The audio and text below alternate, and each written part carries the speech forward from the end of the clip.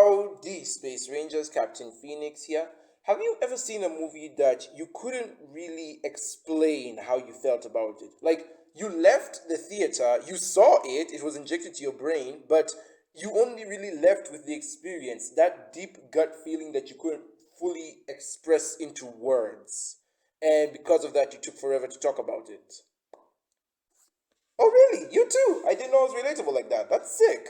Yeah, sorry guys. I know it's been basically a month since this movie came out, and and one of the main reasons I'm going to talk about it is just because this last month was not one of my greatest ones to live through. But I'm here. I figure I'd still give my thoughts on Spider-Verse because it's still a popular topic that that a lot of people are still talking about, and it's still gaining views and traction. So I figured, hey, why not give it its own video before I slam it in with the other summary videos. So, I watched Across the Spiderverse and I thought it was amazing. If this doesn't win Best Animated Film again, I've lost all faith in Hollywood. Same goes for Beyond the Spider-Verse next year. I don't care if it's not out yet, it needs to be good. That's even if it is coming out next year. But honestly, 2023 is looking to be a great year for films and TV. Last year was absolutely poo-poo till the end when some good content finally came around. But this time, we've been getting good stuff since March. But anyway, the movie. What can I say that everyone hasn't already? If I dig into this film, I won't go in as a movie fan or an animation fan. I'll just be gushing as a Spider-Man fan. But as a reviewer, I'll do my best to repress that side of me as much as possible. So, without further ado, let's get into it. I feel like the biggest thing I need to talk about this movie is the animation, which is obvious as it's the thing you're watching throughout the movie. It's why we come to the Spider-Verse movies. I will say that this movie has improved in the animation so much. Apparently it took these guys at least 4 years just to work on the chase scene at the end. What?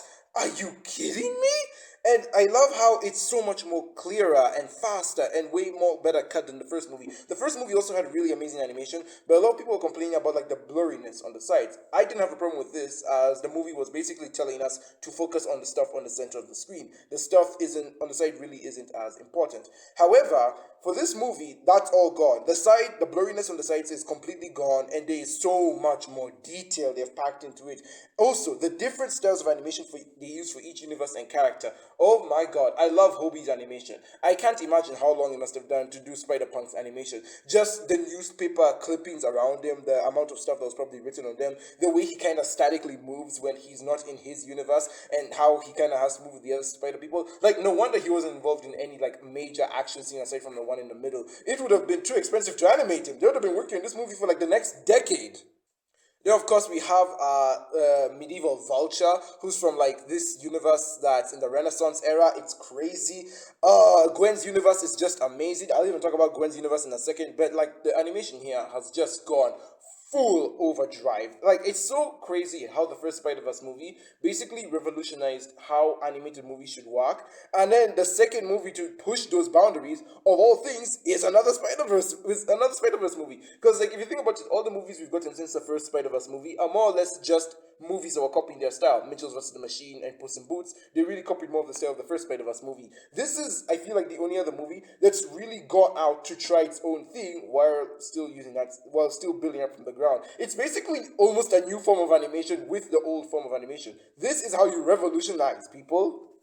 The expressions of the characters have never been more sharper and greater. This is why I say animation is just great, people. You can do things you can't do in live action. For example, all the spider people are able to emote through their costumes. You can tell what emotions they're feeling through their eyes. You can't do that with a live action suit. I mean, I've been singing this song since day and night, but y'all aren't listening to me.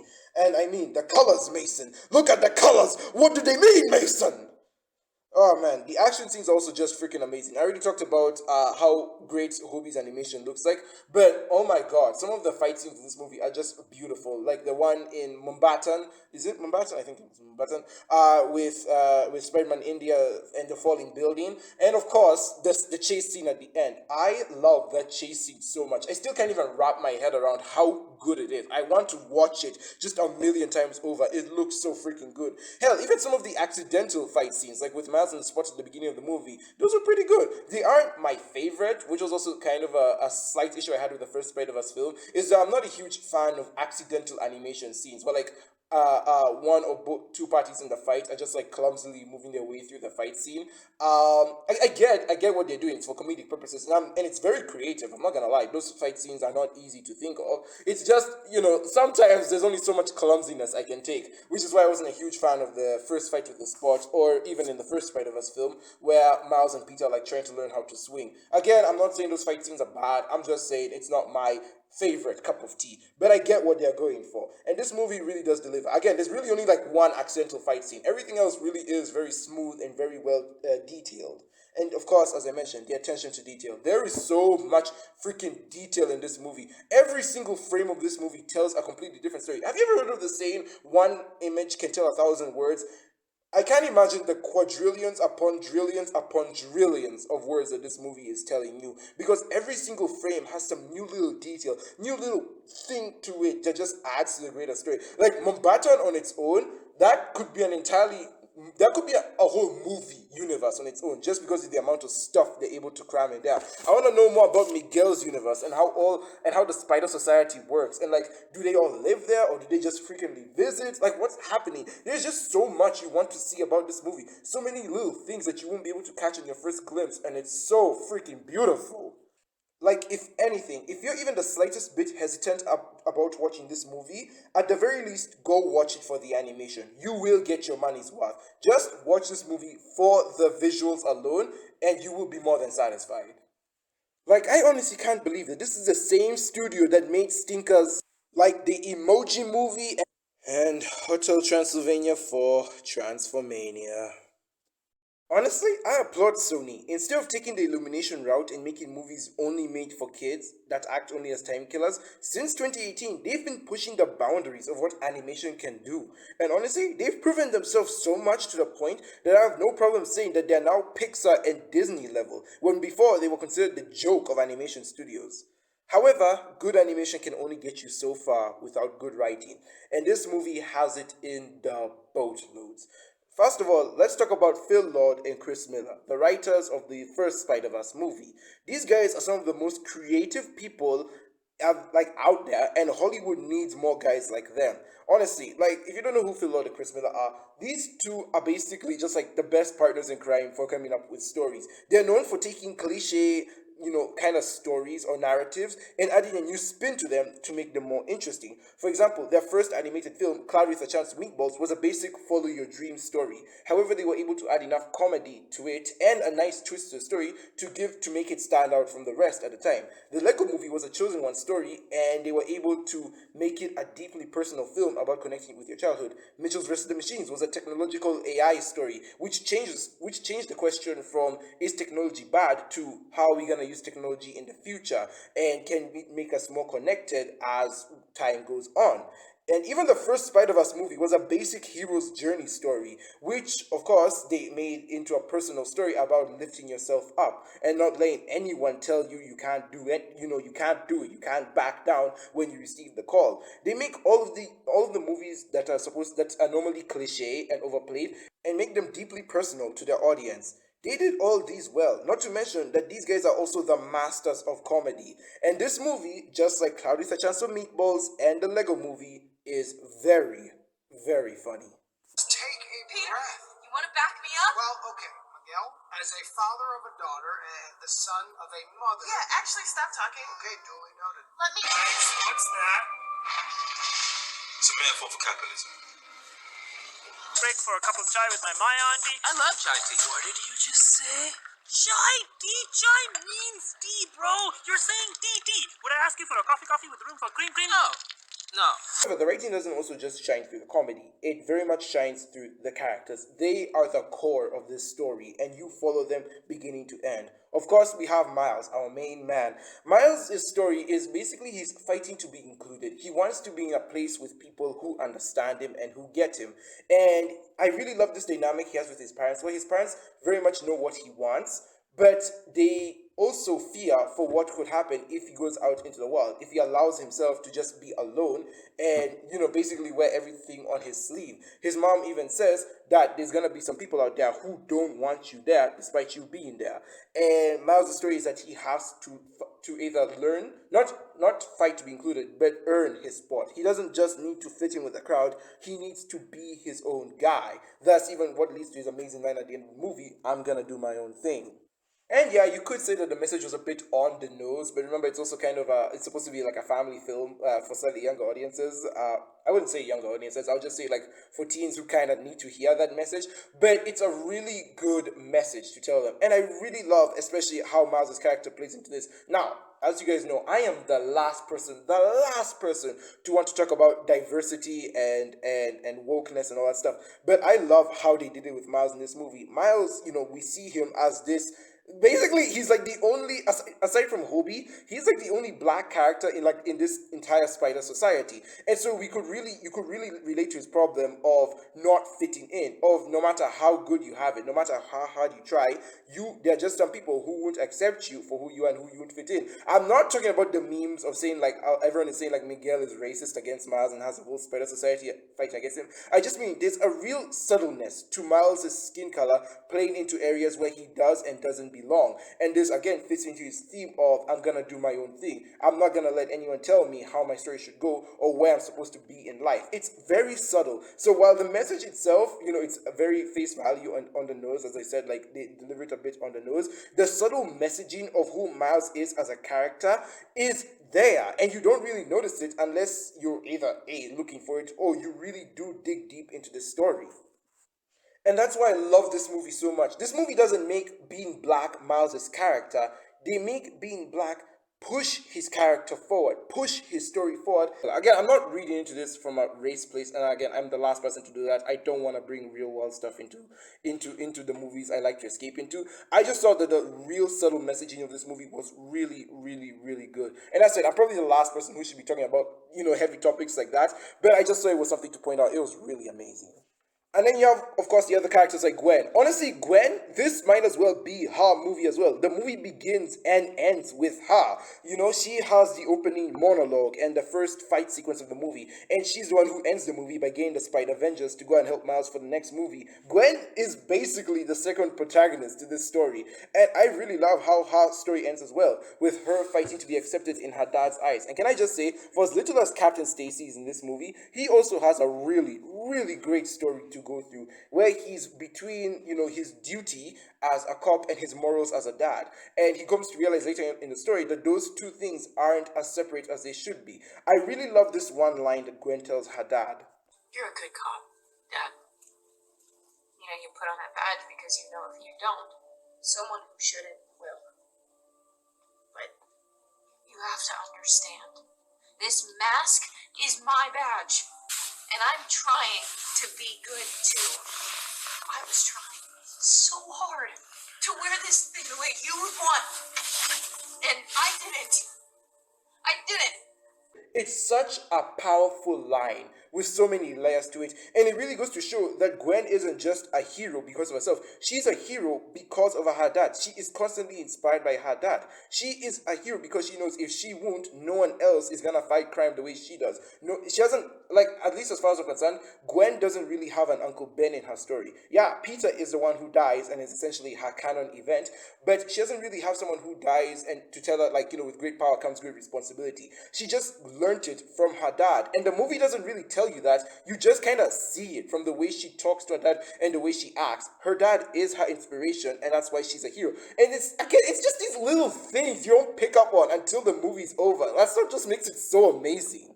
And so, bringing it back to Gwen's dad, where he realizes that he has his duties as a cop to arrest Spider-Woman, but at the same time, he has his morals as Gwen's dad to allow her to continue being Spider-Woman and do the right thing. He realizes that both their worlds are not that different. However, he still makes the decision to, quit being a police officer in order to allow his daughter to truly be free. And it's great storytelling, guys. I can't express how much I love the freaking writing in this movie. And of course, we have the other characters in the movie as well. The second main guys, people talk about Spot and Miguel as the primary antagonists of the movie, and a lot of people love them, rightfully so. I just don't feel like they're where I want them to be yet. Like, yeah, we know Miguel's backstory, and I just love the savagery of this character. Oh my god, this man is unhinged. However, I still feel like we haven't dug that deep into him. We haven't really, like, we know why he formed the Spider Society, but I don't feel like we've gotten a real grasp as to how he runs the place. Oh, his entire vibe throughout the movie is that I'm just angry. And, like, we see him as this guy in charge of the entire Spider Society, which, like, if you know Spider-Man, you know he's a wisecracker. So just imagine being in charge of an entire, like, world of wisecracking people. Yeah, that's bound to make someone jaded. So I like that we do get glimpses into his character, but that's all I feel like we really got from him, glimpses. I don't think we got as deep of a dive as we could have gotten. Of course, I know there's more for part 2. I just feel like it's a bit too soon to say, oh, Miguel is one of the best Spider-Man ever, or he's such a wonderful antagonist. Again, I love his fight scenes, and I love, why he thinks he's doing the right thing. There is a proper motivation to why he thinks he's in the right, and why Miles is a mistake, and all that stuff. But I just feel like we need a bit more more depth to him. We need to see what really makes him tick down deep, down below, what's beneath all that anger and all that regret. Is there something more than just one universe collapsing? Who knows? And I just didn't feel like I connected to Miguel as much as I should have, though the memes around him are funny, because this man is a beast. His fight scenes are just amazing, honestly. I love how he's very, I don't want to say animalistic, but his fight scenes are very brutal. He runs on all fours. He's like, using his claws. He's punching people. I love how even they're like, are you even a Spider-Man at this point? Because, like, he uses gliders to fly. He has laser webs instead of actual webs. He doesn't have spider sense. And what's this? And I said he uses his claws to, like, run around and beat people up. He's more like, I guess, a Craven character than a Spider-Man character. Which, of course, from what I've heard, Miguel isn't even really a Spider-Man. He's like a synthetic Spider-Man. If anything, he wasn't really bit by a spider, which makes it confusing as to why he has fangs. Is he actually a vampire? I don't know. I'm not really well versed with Spider-Man 2099 story, but I just love his fighting style. It's a very creative fighting style, and I love how it goes against Miles' fighting style. Miles is a very smooth moving character, which makes sense. He's very skinny and nimble, so you can see him doing a lot of crazy moves or spazzing out or fading into tight spaces, whereas Miguel is a lot more bigger and jacked, and this allows him to hit with a punch. Again, there's a lot of fighting styles in this movie that are really great. Even Gwen, who apparently is a ballet dancer in her universe, that's why she's also very smooth and light on her feet. A lot of great fighting styles in this movie. I just thought to point out Miguel and Miles' fighting style, because the one they have towards the end is just a really great showcase of animation. Same thing goes with the Spot as well. I really did think that the Spot was going to be villain of the week, like Miles would just beat him up at the beginning of the movie, and then we get another villain as we went along. But it turns out that wasn't the case at all, and he was actually the main villain. So that was really cool. I like that little subversion. However, because they wanted to go with that subversion route, it kind of tricked me into thinking that the Spot wasn't going to be as important. And when he did stick around for the remainder of the film, I still didn't see him as much of a threat, Even with, like, the fight scene in Mombatan, I don't think that was, like, the highlight of that scene. Yeah, we have Pavita's line of, oh my gosh, what another great day for the Spider-Man. And, the day is saved by us.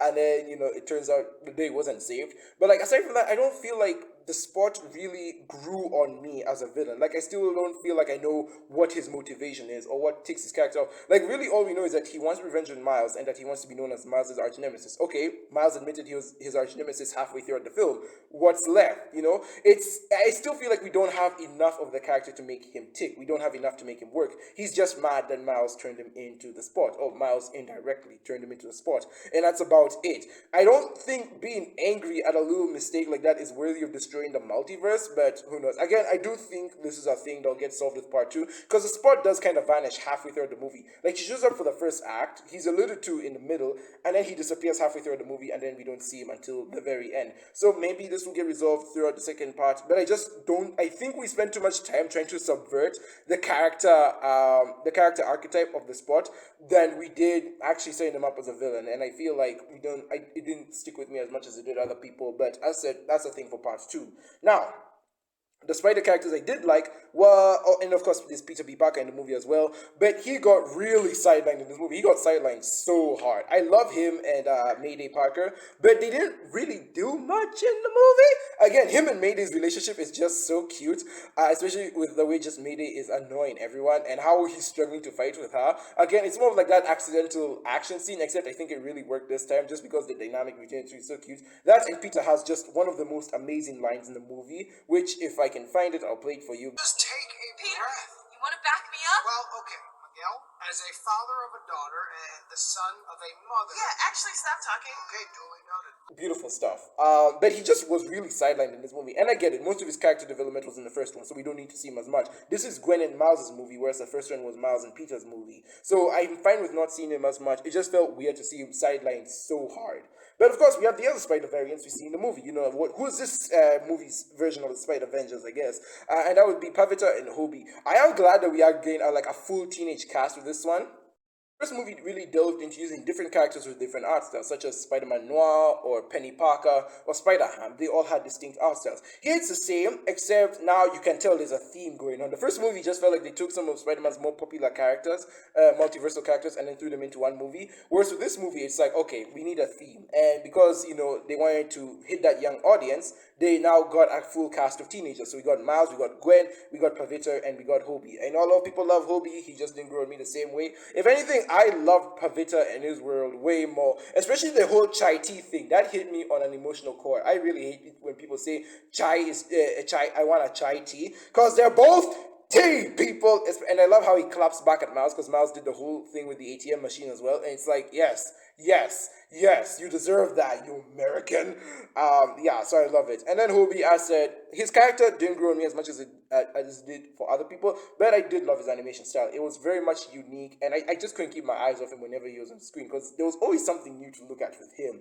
And yeah, I mean, what can I say? It's a great cast of characters, and I love the whole teenage vibe they're going for. And it seems that for the next movie, we're getting a Spider-Vengers, if anything, where it's now the cast of the first Spider-Verse movie mixing with the cast of this movie, and now they're gonna go save Miles. I really like that. Nice touch to it. Can't wait to see some of the other crazy art styles come back, like Penny and Spider-Ham, who are very much like animation inspired, so it's just animation squared with those two. And of course, Nicolas Cage as Spider-Man Noir. Like, we need that guy back. Now, of course, let's talk about the fan service, since we're talking about the multiverse of Spider-Man characters, the Spider Society. This was the best part of the movie to me in the entirety of it all. I could go on for ages about why I love the Spider Society. Okay, so we got hints to it at the beginning of the movie, lead up to it, I would say, with the Legoverse, so we get to see Lego Spider-Man, and he's being told he's one of the best. First of all, did you know that sequence was animated by a 14-year-old? What am I doing with my life?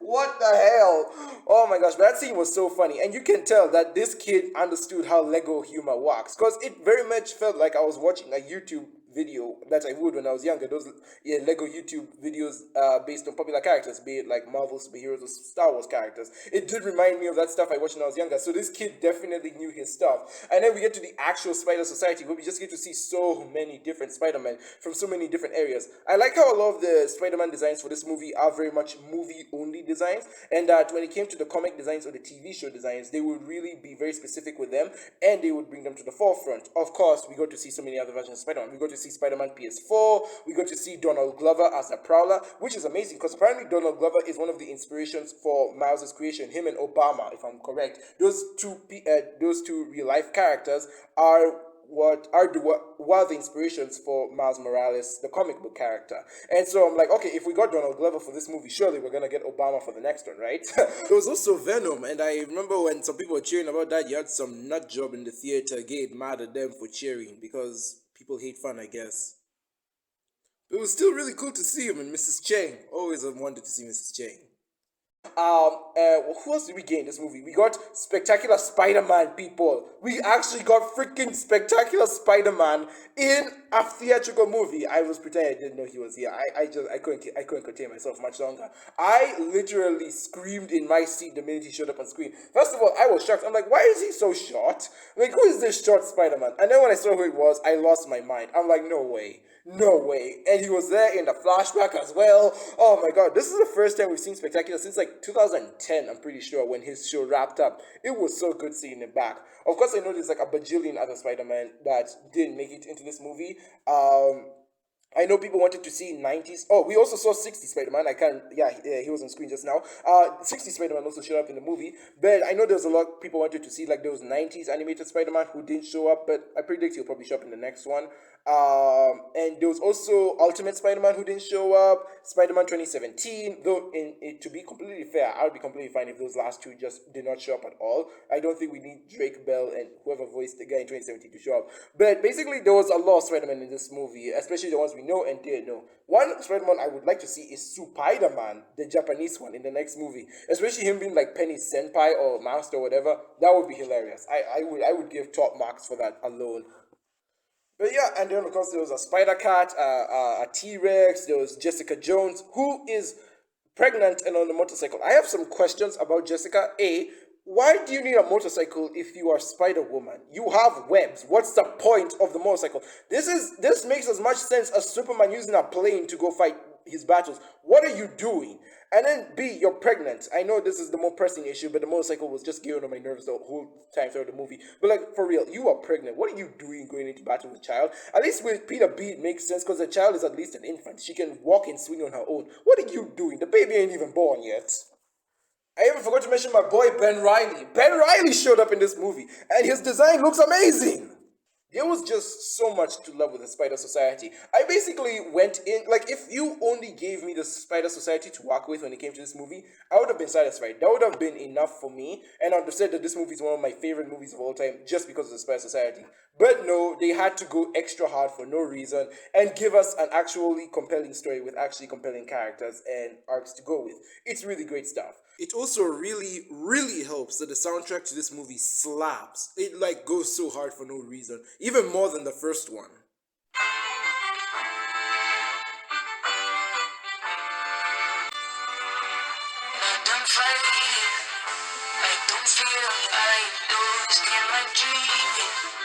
So yeah, if you can't already tell, I love this movie. I love this movie to death.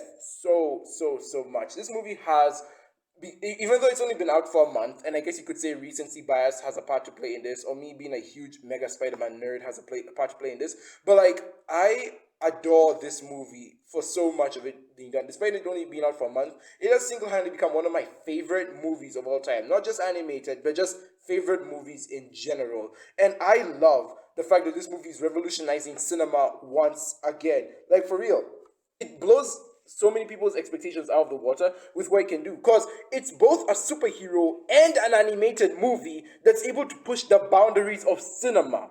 Yeah, that's right. I want you to give me a live action movie that's not everything everywhere all at once, that was able to push the boundaries of what cinema can do. Exactly. You can't. But this movie does it, and it's a superhero movie and an animation movie. Two genres that people don't consider, well, animation is not fully a genre, but you know, superheroes and animation are two genres that people don't consider cinema. They're like the least respected things in all of media. Yet this movie is the one that's actually doing technological and narrative marvels with it. It's amazing. This is everything that I would have wanted to see in movies. This is everything I want to see cinema be. Just pushing the boundaries of what it can do. Just be as great as it can be and blow the competition out to the water and have the naysayers finally shut up. Of course, there'll always be haters and grifters out there who refuse to admit that this movie is good, or that superheroes can make cinema, or that animation will forever be for kids. So, you know, even if this movie is good, it's still a kid's movie at the end of the day. Whatever. You'll always have those grifters like that, and I will still hate them till the end of time. They can all burn in hell for all I care. Go shout in the void. I don't care. What I'm just gonna say is that this movie really does just surpass all expectations. It is what I love to see about superheroes and animation both meeting in beautiful unison. And because of that, it's just one of my favorite movies of all time. It does so much right. It gets the writing right, the characters, the themes, the story, the animation, the fan service. The fan service literally plays a part with the plot. It's not literally fan service for the sake of fan service. It moves the plot, much like Spider-Man No Way Home. As much as you want to see that movie's nostalgia bait, you cannot deny that even if it's nostalgia bait or fan service, it does play a part in the plot. And if you can do that at the very least, you are good in my books, fam. You know what you're doing. This movie was made by passionate fans. It was made by passionate Spider-Man fans who care about the character and who want to tell a good story about him. This movie is a love letter to the character. And unlike the Mario movie, which was just countless references on top of a bland story and bland characters, this movie puts its characters and story first, then the fan service and references come in. Why do you think we spent so much, the first hour of this movie just setting up the characters and their arcs before jumping into a Spider Society? That is how you do it right. So yeah, I know I'm gonna get some Mario fans shouting at me, yelling at me, telling me, "Oh, you just don't understand the Mario movie, my guy." But like, I feel like if you're gonna make a movie that's especially made for the fans, fan service or love letter to its property, this is how you do it. The Mario movie was a bland, kids movie, hero's journey story that had references put on top of it. This movie really did feel like it was a Miles Morales, then Spider-Man movie, then fan service movie, and that is just what I want to see. This is a movie made with love and passion, and you can tell the blood, sweat, and tears were put into this film, which is sad because all the blood, sweat, and tears put into this might just, where I think it just exhausted them. Because as much as I am excited for Beyond the Spider-Verse, I cannot wait to watch Spider-Verse 3 when it comes out in theaters.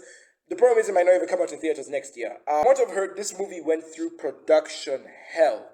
And the fact that they wanted to make Beyond the Spider-Verse at the same time really pissed off a lot of the animators. Because so many animators had to work like 11 shifts a day just to finish their section of the movie. And then you can imagine how it felt when like Sony and Phil Lord and Chris Miller said, "Hey, let's make Beyond the Spider-Verse at the same time." Kind of like how Infinity War and Endgame were made at the same time. They wanted this movie and the next movie to be made at the same time. And I feel like, and from what I could remember, I haven't done an in-depth research on this, but from what I've heard, the animators just didn't like that too much, and a lot of them ended up quitting the movie, not because they hated working on the movie, but because it was simply just too much work.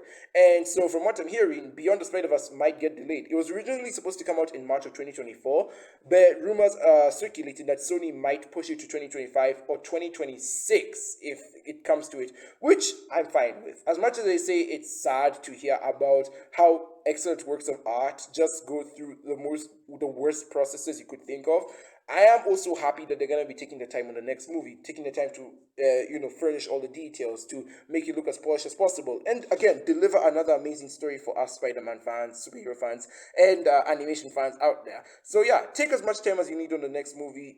Don't let whatever other people out there pressure you into putting a rush project out. We just want to see a complete trilogy tell its story, and again, just be one of the best trilogies out there. So I'm not mad that the next Spider-Verse movie has been delayed. I just hope the working conditions are better, and we get by the time it does come out, it's sooner rather than later. Like I'm saying, I hope 2026 comes by real quick. But yeah, no, Spider-Verse is an amazing movie, and to the people who want to complain about this movie just looking for like little nitpicks, they'll obviously complain about things like the movie ended up a bit too abruptly, which is like not fair, because a lot of people were complaining that this movie did not say it was a cliffhanger, or oh no, how was it supposed to be a part one? I liked it when movies end. Movies should have a beginning, middle, and ending, and I don't like that this movie is a part one, part two. They actually want me to wait for the next installment, which is like so not fair. And to all the audiences who are mad that this movie ended, quote unquote, abruptly, or it ended on a cliffhanger, I'm just going to remind you that the first few trailers of this movie literally said it was a part one. It was only the last couple that mentioned it was Across the Spider-Verse, and then the movie after would be Beyond the Spider-Verse. So why are you mad? Did you not watch the trailers? How did you expect to enjoy this movie if you didn't even know it was coming out? I don't get it. The movie flat out told you it was a part one, yet y'all are mad. Like, Infinity War didn't tell us it was a part one, yet everyone knew that Infinity War and Endgame were part one, part two. How did you not get the memo for this movie as well? Or let me guess, is it animation, so you just didn't care to follow up on its news? Y'all are hypocrites. Anyone who's mad at the fact that this movie is a cliffhanger is mad for the wrong reasons, because there is no reason to be mad here. You can be mad about what the cliffhanger was placed, but you can't really be mad that there was a cliffhanger to begin with. Which, to be fair, I could also say that there are a few criticisms to be made with the cliffhanger. It didn't really resolve much in the story, well, anything for that matter, and it left a bit too much in the air. If one or two things were resolved, I think there would be a larger ground to defend the cliffhanger. But as such, if people are mad that really nothing was resolved in this movie and a lot of it was left up in the air for the next one, I can understand where they're coming from. And as such, I do think it could be a more or less valid criticism of this movie, saying that really nothing was wrapped up and it was still set up down to the last minute. For me personally, I was fine with the cliffhanger. I liked the cliffhanger.